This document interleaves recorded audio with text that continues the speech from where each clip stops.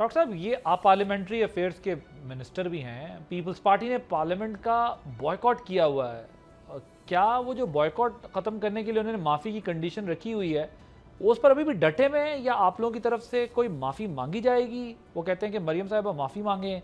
शहरी रहमान साहिबा ने on the floor of the house जो है वो ये बात कर रही हैं कि हम मतलब सेशन नहीं ज्वाइन करेंगे उस वक्त तक, ये नहीं सब कुछ होगा। शहरी रहमान साहिबा ने कहा कि माफ़ी मांगे बल्कि, लेकिन अब जो बॉयकॉट चल रहा है, तो अब जो आपके वज़ीर हैं, एक वज़ीर इत्तलात सिंध, एक वज़ीर इत्तलात पंजाब, उनके बयानात आप देखें तो लगता नहीं है कि मामला इतना छोटा है जितना आप बयान कर रहे हैं। देखें, जो सीनियर लेवल की लीडरशिप है हमारी, उनकी आपस में मैंने आपको बताया है कि मिसाली ताल्लुकात हैं। कॉन्फिडेंस लेवल जो है वो बिल्कुल है, ट्रस्ट लेवल है, दूसरे की इज्जत एहतराम।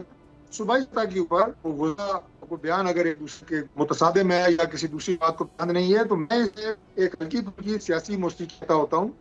ये चलती रहती है, दो अलग अलग सियासी जमातें हैं, आगे भी इलेक्शन लड़ने हैं, तो ये हल्की फुल्की पॉलिटिक्स होने में कोई हर्ज नहीं है।